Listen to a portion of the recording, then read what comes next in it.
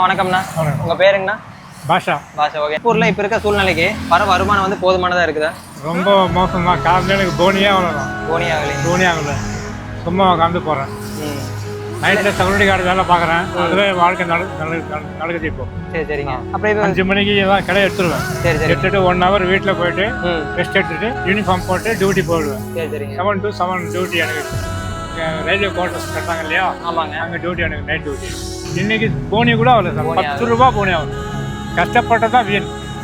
இந்த இந்த வருமானம் இல்லைன்னு சொல்லி தான் வேலைக்கு போய் சேர்ந்தேன், செக்யூரிட்டி கார்டு வேலைக்கு. இல்லைனாக்கா வியாபாரம் நல்லா நடந்துச்சா நான் நைட் வேலைக்கு போயிருக்க மாட்டேன். 100-200 விற்கிது சார். சரிங்க. சாப்பாடு செலவுக்கு டீ செலவுக்கு சரியாக போகுது. அதான். அப்புறம் மாதம் ஆச்சுன்னா வீட்டு வாடகை எப்படி கட்டுவோம், கரண்ட் பில் எப்படி கட்டுவோம், வாங்கினாலுக்கு கடன் வாங்கிட்டு வரோம் எடுத்து கொடுக்குறேன்னு சொல்லி அவங்களுக்கு எப்படி கொடுப்போம். இன்னைக்கு வந்து எனக்கு செக்யூரிட்டி கார்டு டியூட்டி பண்ணுறேன்னு அதுதான் எனக்கு உதவுது.